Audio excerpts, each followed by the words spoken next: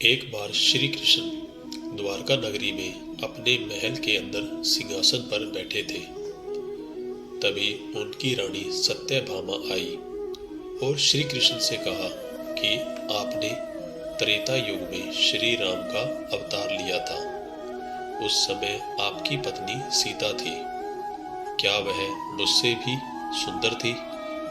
श्री कृष्ण जी को समझ आ गया कि सत्यभामा को अपनी सुंदरता पे घमंड हो गया है।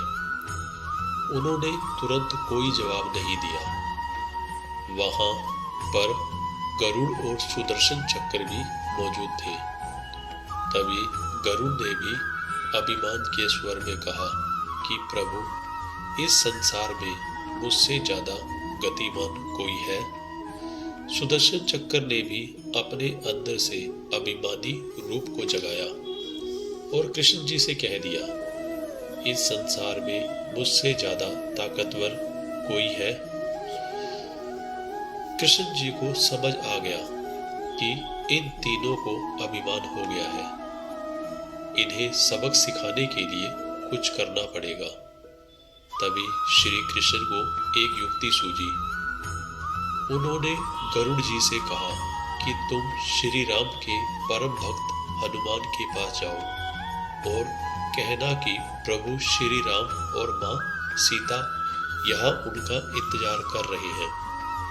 श्री कृष्ण जी की आज्ञा पाते ही गरुड़ जी फौरन हनुमान जी को लेने चले गए। तभी कृष्ण ने अपनी रानी सत्यभामा से कहा कि वह सीता की तरह तैयार हो जाए। इसके बाद कृष्ण जी ने श्री राम का रूप धारण कर लिया।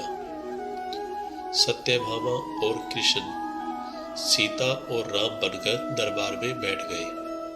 उन्होंने सुदर्शन चक्र से कहा कि तुम द्वारपाल बनकर खड़े हो जाओ और अंदर किसी को मत आने देना। उधर गरुड़ जी हनुमान जी के पास पहुंचे। उन्होंने हनुमान जी से कहा कि द्वारका नगरी में प्रभु श्री राम और माँ सीता आपका इंतजार कर रहे हैं। आपको बुलावा भेजा है। आप मेरी पीठ पर बैठ जाएं, मैं आपको ले चलूंगा।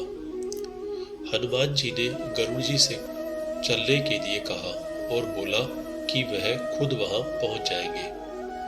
गरुड़ जी को लगा कि एक वानर मुझसे तेज कैसे चल पाएगा, इसलिए वे हनुमान जी को वहीं छोड़कर उड़ गए। जैसे ही गरुड़ जी द्वारका नगरी पहुंचे तो वहां का नजारा देखकर दंग रह गए। हनुमान जी पहले ही दरबार में पहुंच चुके थे। गरुड़ को अपनी गति पर जो अभिमान था वह चकनाचूर हो गया। उन्हें लग गया कि वह संसार में सबसे तेज प्राणी नहीं है। वही जब राम का रूप धारण किए हुए कृष्ण जी ने हनुमान जी से पूछा कि द्वार पर तुम्हें किसी ने रोका नहीं?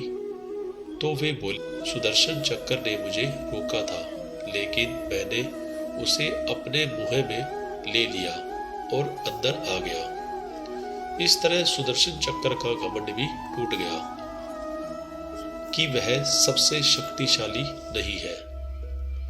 तब हनुमान जी की नजर सीता के रूप में बैठी सत्यभामा पर पड़ी।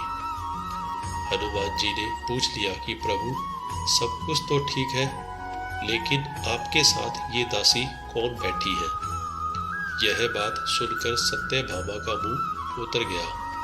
उन्हें भी अपनी सुंदरता पर घमंड नहीं रहा। इस तरह कृष्ण जी ने एक युक्ति से तीनों का घमंड चकनाचूर कर दिया। इस कहानी को यही समाप्त करता हूँ। आशा करता हूँ कि यह आपको पसंद आई होगी। इस वीडियो को शेयर, सब्सक्राइब और लाइक जरूर करें। वीडियो को अंत तक देखने के लिए धन्यवाद।